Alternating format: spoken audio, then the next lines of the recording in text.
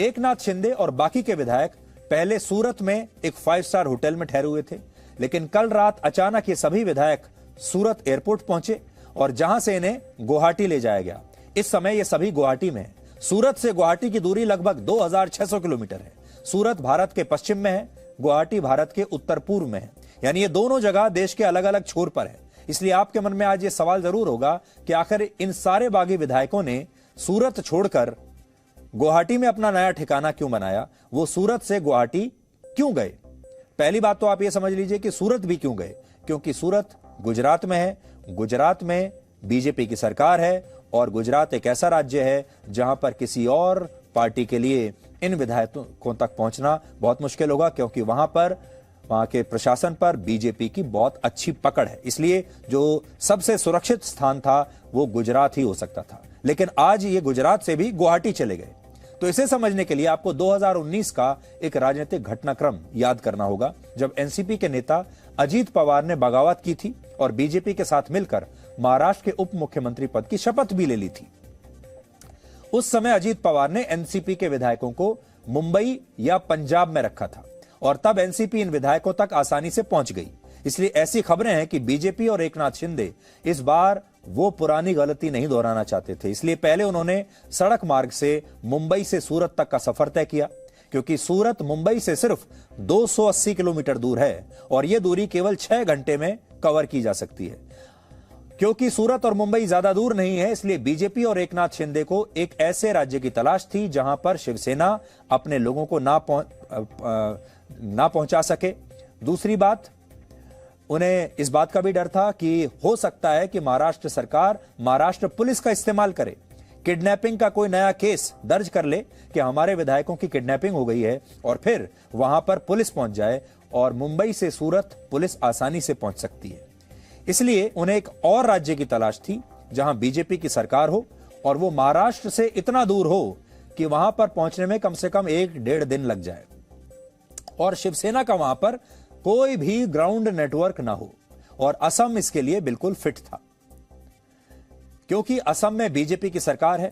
यह राज्य महाराष्ट्र से 2500 किलोमीटर दूर है। यहां शिवसेना का कोई ग्राउंड नेटवर्क नहीं है, कोई कार्यकर्ता नहीं है, तो वो अपने बाकी विधायकों से कोई संपर्क नहीं कर पाएगा और महाराष्ट्र की पुलिस भेजकर भी शिवसेना जो है विधायकों को जल्दी से मुंबई वापस नहीं ला पाएगी। फ्लाइट्स भी गुवाहाटी की बहुत कम है।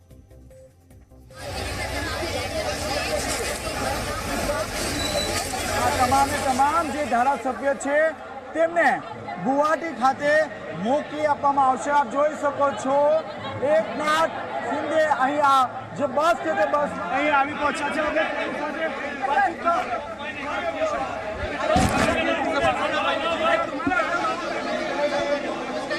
આપ ગુવાહાટી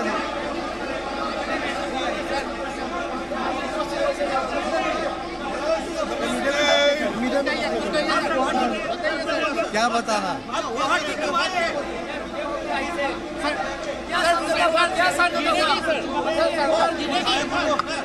लाया गया है।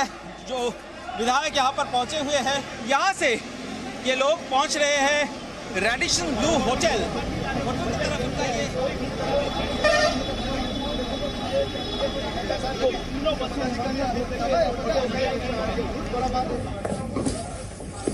इधर फोटो करा ना, फॉर्म करा बोलताना काय होत फरक पडतो लिस्ट दे दिसते।